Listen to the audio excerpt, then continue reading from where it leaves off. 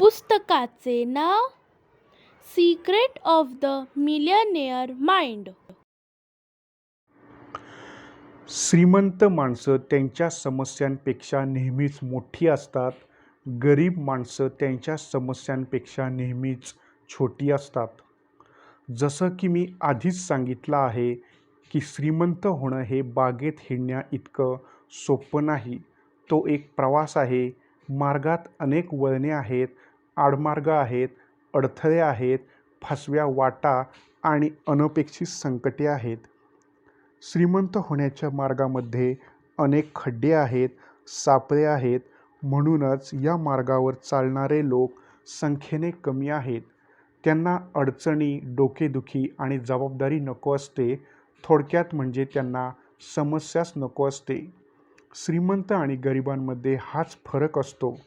श्रीमंत आणि यशस्वी माणसं आपल्या समस्यांपेक्षा नेहमीच मोठे असतात आणि गरीब व अयशस्वी माणसं त्यांच्या समस्येपेक्षा नेहमीच छोटे असतात.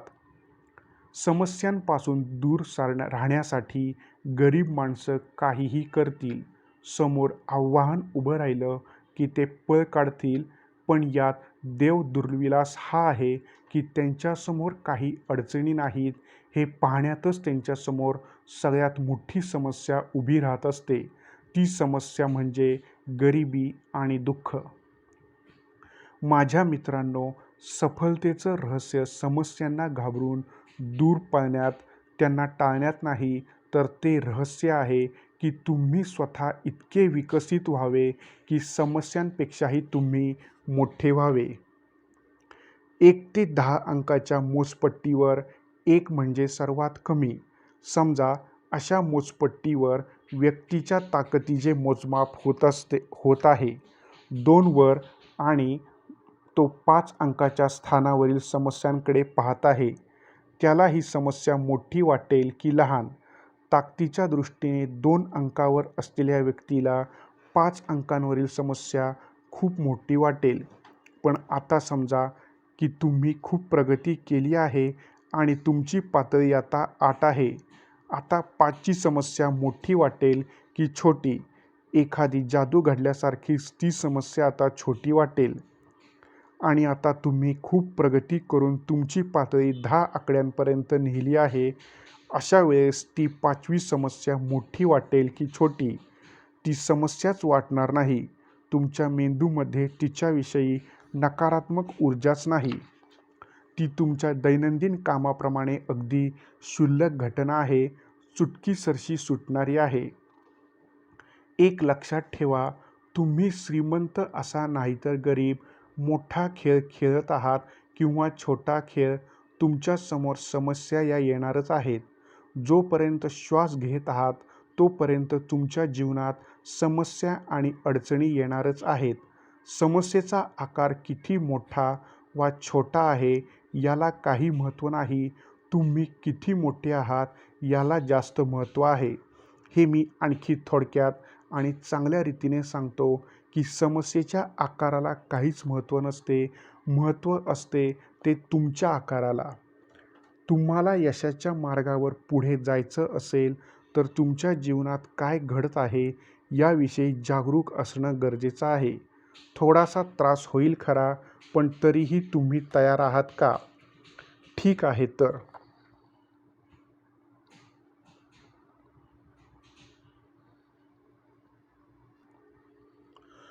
तुमच्या जीवनात फार मोठी समस्या असेल तर याचा अर्थ एवढाच आहे की तुम्ही छोटे आहात.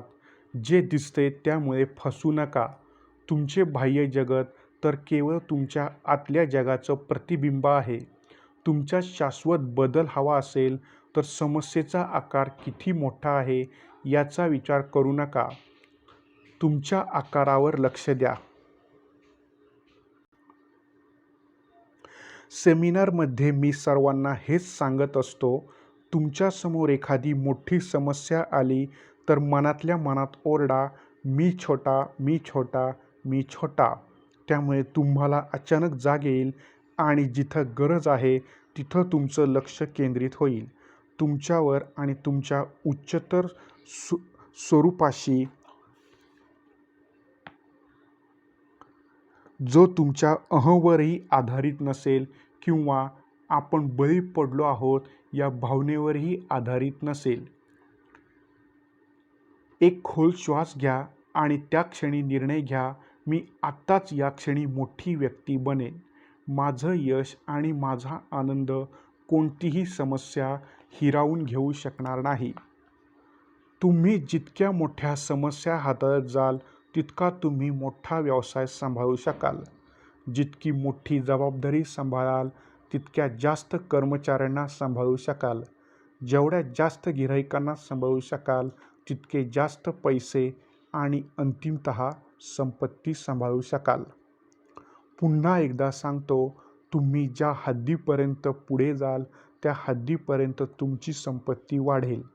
पैसा कमवण्याच्या आणि तो कायम राखण्याच्या मार्गात आलेल्या कोणत्याही समस्येवर मात करून प्रगतीच्या मार्गावरून पुढे जात राहता येईल इतपत स्वतःला विकसित करणे हा तुमचा उद्देश असायला हवा. कमावलेला पैसा सांभाळून ठेवणे ही एक वेगळीच गोष्ट आहे. मला तरी हे माहीत नव्हतं. एकदा पैसा कमवला की तो शाश्वत असतो अशी माझी समजूत होती.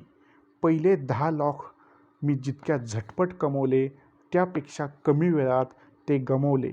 तेव्हा मला तर फार मोठा धक्का बसला. आता मागे वळून बघताना मला ते समजते की मी कमावलेली संपत्ती सांभाळण्या इतका माझा टूलबॉक्स मोठा व मजबूत नव्हता. मी देवाचे आभार मानतो की मी करोडपती मेंदूच्या तत्त्वांचा सराव केला आणि स्वतःला नव्या सवयी लावून घेतल्या. नंतर मी गेलेले 10 लाख तर पुन्हा कमावलेच, शिवाय नवीन बनवलेल्या धनाच्या ब्लूप्रिंटच्या मदतीने करोडपती झालो. आणि सगळ्यात चांगली गोष्ट ही आहे की मी संपत्ती कायम तर राखलीच, शिवाय ती आश्चर्यकारक गतीने सतत वाढवतच आहे. स्वतःला पैशाचं भांडं समजा. तुमचं भांडं लहान आणि पैसा जास्त झाला तर काय होईल? पैसा वाया जाईल. तुमच्या भांड्यातून जास्तीचा पैसा घरंगळून बाहेर पडेल व इष्टता वाहू लागेल. जेवढं तुमचं भांडं तेवढाच पैसा मिळेल. म्हणून भांड्याचा आकार वाढवा, म्हणजे मिळालेली संपत्ती सांभाळून तर ठेवाच, पण आणखी धन तुमच्याकडे आकर्षित कराल. ब्रह्मांडात निर्वात जागा कधीच नसते. तुमच्याकडे पैसे ठेवण्यासाठी जर खूप मोठं भांडं असेल तर ते भरून काढण्यासाठी तुमच्याकडे आपोआप धावत येईल. श्रीमंत माणसं त्यांच्या समस्येपेक्षा मोठे असतात. याचं एक कारण आपण मागे बघितलं. ते समस्येवर नाही तर आपल्या लक्ष्यावर नजर केंद्रित करतात. पुन्हा सांगतो, मन एका वेळेस एकच प्रभावी वर्चस्वाखाली गोष्टींवर लक्ष केंद्रित करू शकतं.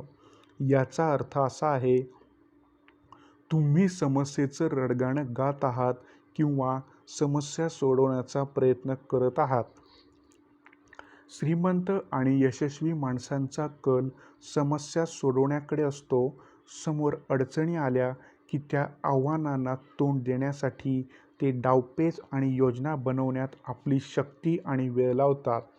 अशी यंत्रणा बनवतात की अशा प्रकारची समस्या पुन्हा येऊच नये.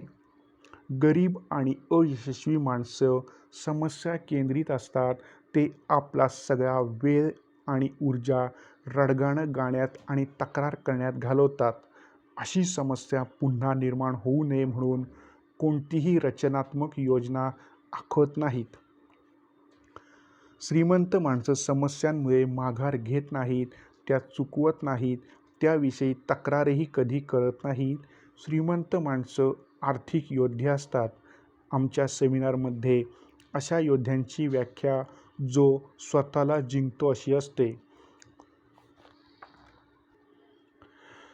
थोडक्यात सांगायचं तर तुम्हाला समस्येवर मात करण्यात आणि कोणत्याही अडथळ्यांना दूर करण्यात नैपुण्य मिळवले तर तुम्हाला यशस्वी होण्यापासून कोणीही अडवू शकणार नाही. या प्रश्नाचे उत्तर आहे कोणीच नाही. आणि जर तुम्हाला कोणीच अडवू शकत नसेल तर तुम्ही अजय झालात आणि अजय झालात तर तुमच्याजवळ जीवनात किती पर्याय असतील. अर्थातच सगळे पर्याय खुले असतील. तुम्ही अजय अपराजित झालात तर तुमच्यासाठी कोणतीही गोष्ट सहज उपलब्ध होऊ शकेल. तुम्ही फक्त निवड करायची की गोष्ट तुमची झालीच समजा. स्वातंत्र्य यालाच म्हणतात. धन्यवाद.